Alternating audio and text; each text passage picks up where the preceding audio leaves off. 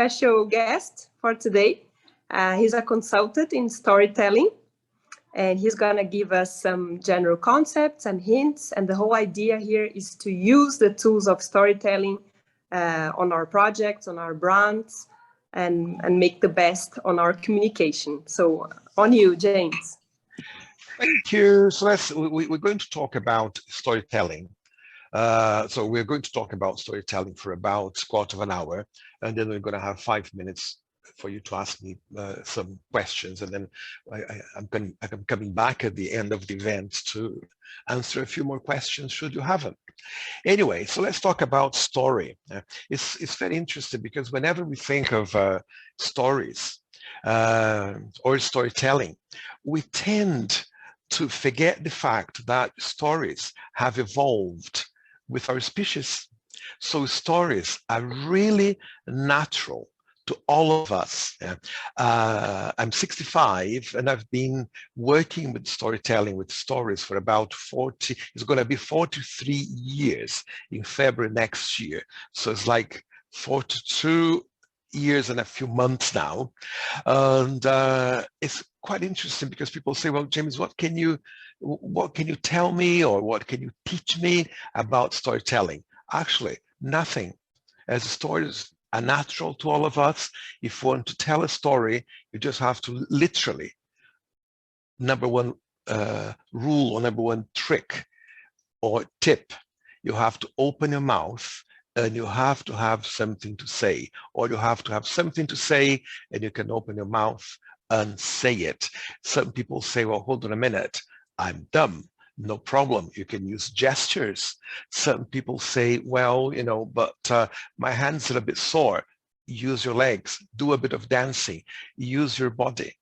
So it means that we're all there trying to tell stories. And the reason why we enjoy or we have to tell stories is because our brain knows that it's able to tell stories or to convey meaning, to create pictures, mental illustrations with stories. And we know that the person in front of us, which belongs to the same species, is able to understand us, is able to exchange stories with us. It's quite interesting because things like we are wired to tell stories, and we cannot really tell a story to a cat. We really cannot tell a story to a dog. And some people say, well, no, but I can talk to my dog, I can talk to my cat, etc. It's really not real. The only species we can talk to, and the only species we can expect it to be understood by, is our species. So it means that this phenomenon, which we say or we call storytelling, has got to do with our species recognizing itself. It's just as if we're looking at each other in the mirror, and then we know what we're talking about. So that's storytelling in a nutshell. But anyway, just because we're able to dance, it doesn't really mean that we're going to be on the stage in the Bolshoi Ballet in Russia. Just because we're able to run, it doesn't actually mean that we're going to win the next 100-meter sprint in the next Olympics. So it means that we have all these natural talents, like shouting. Sometimes we can sing, we can dance, we can run. But if we want to win something, like if we want to win a marathon, that's a different story, because then we have to practice. Yes, we can dance, we can boogie. However, if we want to be a ballet dancer, it means years and years of training.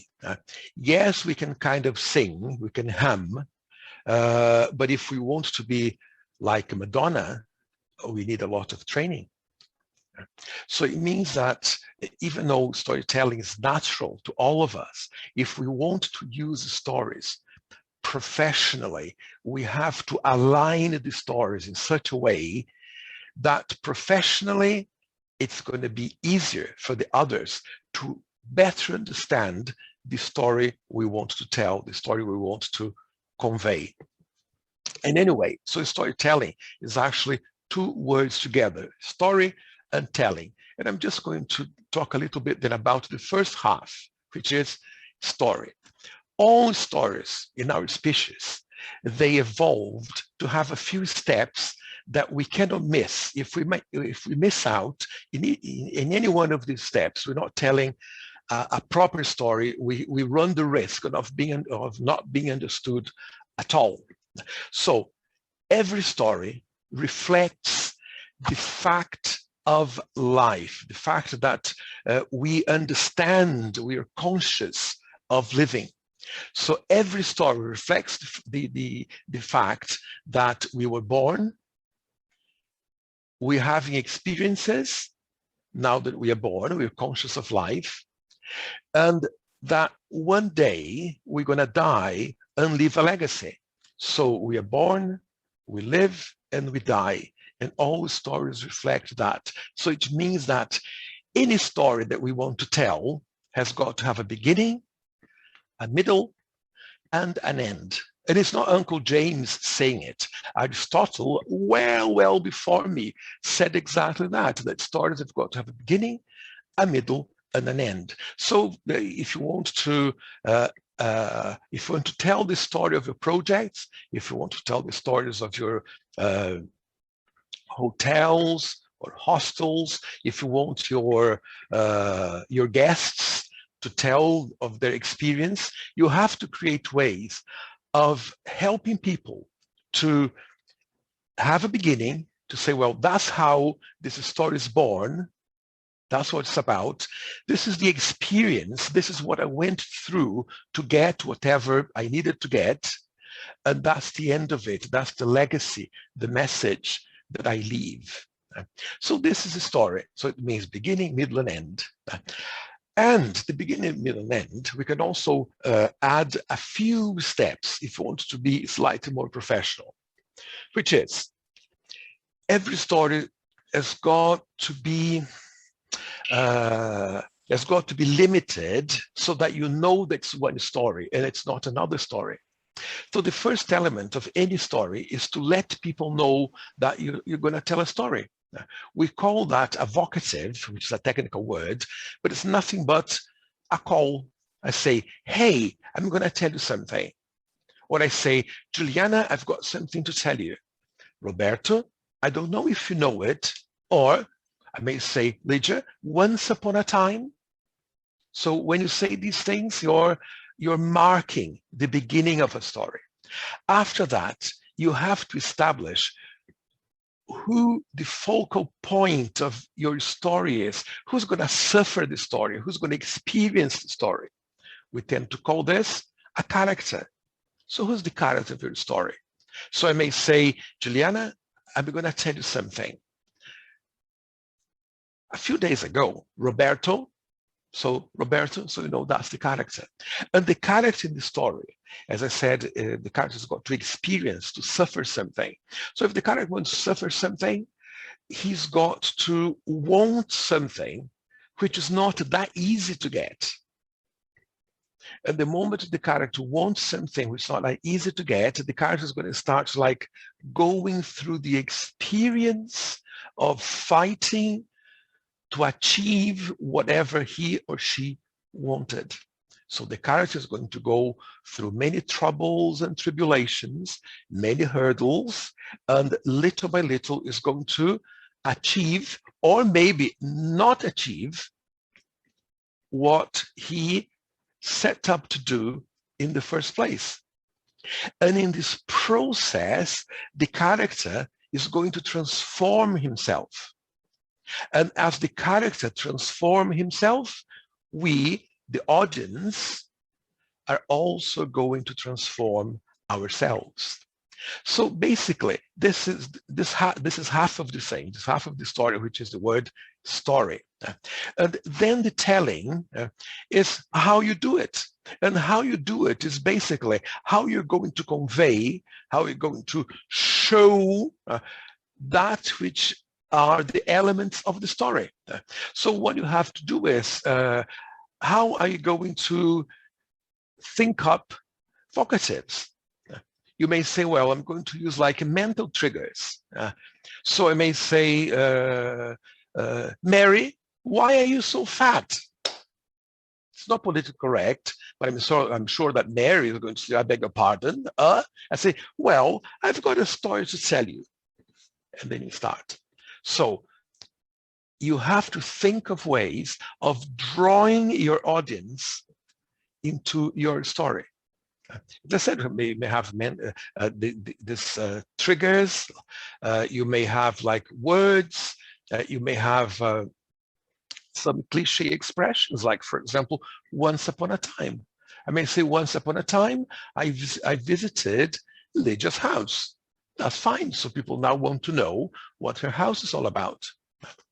Then a big mistake that people make when they're telling stories is forgetting that stories are always about a character, and the character has to be human. Some people say, well, hold on a minute, James. I went to Disneyland and the characters were a duck, a mouse, a dog. I can tell you something now. Goofy is not a dog. That's a costume. Inside Goofy, there's a human being. Donald Duck is not a duck. Inside Donald Duck, there's a human being. And Mickey Mouse is not a mouse. Inside Mickey Mouse, if you go to Disneyland, there's a human being. And the other, I remember once I was in Holland, and I was doing a project in a place called Efteling. I'm sure that Johan must have heard about. And in Efteling, there is a tree, and it's a talking tree. And some people said, well, you know, there is nobody inside that talking tree. I said, well, big secret. It's not a talking tree. It's like it's wired, and there's a computer who moves the tree. It's animatronics, and animatronics is created by whom? A human being. It's a human being by proxy. So it means that stories, or the focus of a story, is always a human being. A story is always about human beings. So it means that people say, well, can my hotel be the character of a story? No. Oh, but the bed? No. The windows? No. Oh, the location? No. The character's got to be a person. And that person, when you're telling the story, you've got to make sure that he wants something badly. If he doesn't get it, the universe is going to come to an end. Pardon my French, to a bloody end.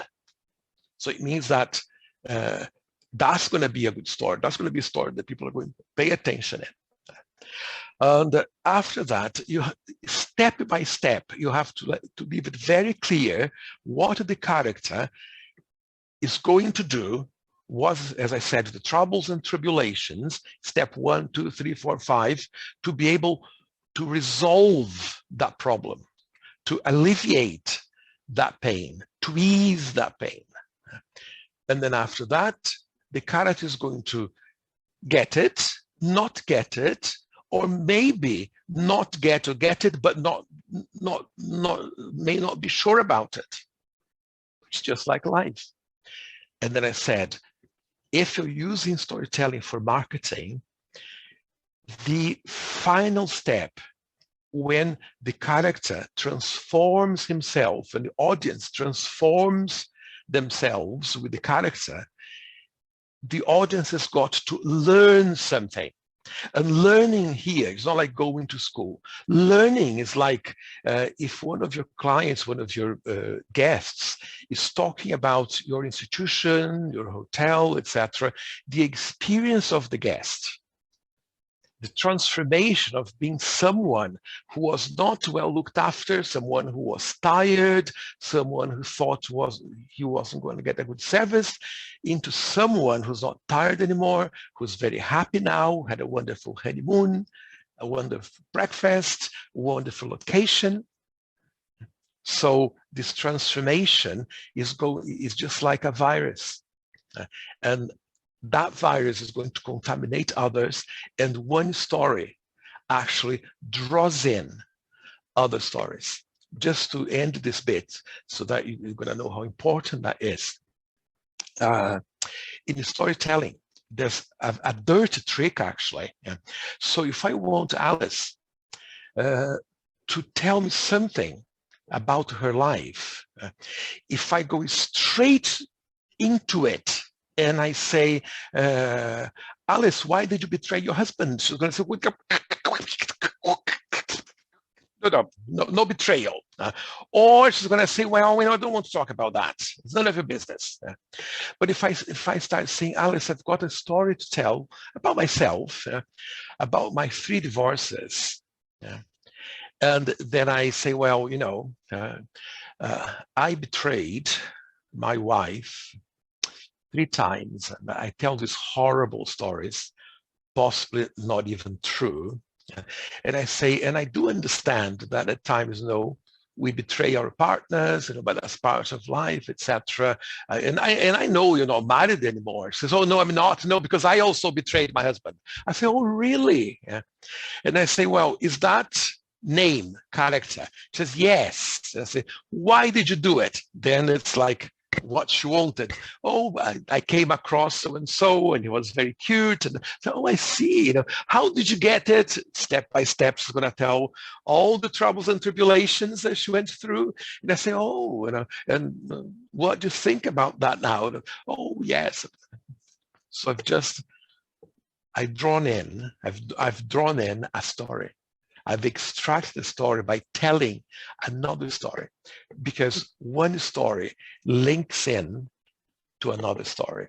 So that's why it's so important when people tell a very good story, a very well-structured story about our institutions, our companies, ourselves, because we tell a story and one story extracts another story. We create this positive chain. That's it. My 15 minutes are gone, Alice. Thank you so much, James. Wow, I could stay here forever. I was, thinking personally on all the tools and hints. So thank you so much. Just to stay on time, I would accept your interruptions and ask if anyone has any question regarding storytelling concept and bringing it up to our universe of hotels and lodges, and how to better use visual elements. So I'll open up for one question very quickly before we get into Johan, who is now linking and telling his story after this question here. We'll follow up to hear some stories. Okay. If you don't have one question, I have something to say about hotels and lodges and things. Any questions? Yeah, Lydia, I can see her there. Lydia. I have several questions, but I'll try to stick to only one.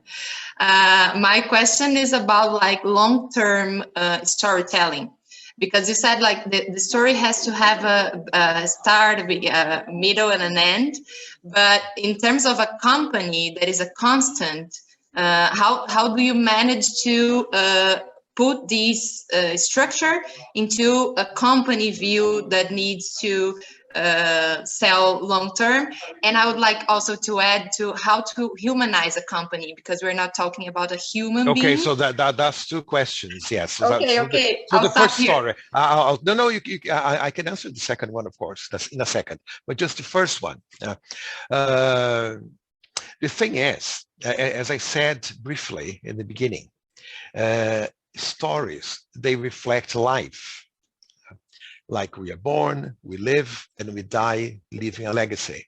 However, we are born, we live, and we die at every minute, every second of our lives, because we've got cycles. And one cycle is the day. We wake up like we come up to life, wake up, we live through the day, have many adventures, many hurdles, and then we go to bed at night, and of course we leave a legacy of things to be done that day. So, but that can be done like every hour, like an event like this, going to last about an hour. So it means it started, we are living through these adventures, and then it's going to come to an end, and we're going to leave a legacy, which is going to be a recorded legacy. So it means that being born, living and dying, it can be understood like as a fact, but also metaphorically. So it means, Lydia, that a company has got to be constantly telling a story. So you have to know how stories work, because you may be called to tell a story any time of the day. From someone like welcoming guests, to someone sorting out problems, to, I mean, it's a myriad of things, uncountable number of things. And you have to tell lots and lots of stories.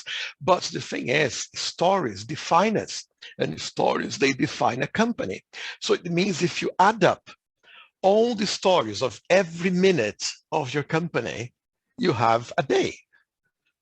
Like, I wouldn't be able to tell you how many minutes there's in a day, but anyway, like if you add every story lasting 1 minute in 1 hour, you're going to have 60 stories in 1 hour. And very likely, for example, if you're organizing an event in your hotel, I'm sure you're going to have a lot more than 60 stories in 1 hour. So the other thing is to humanize with stories. Yes, things, occasions, etc. They just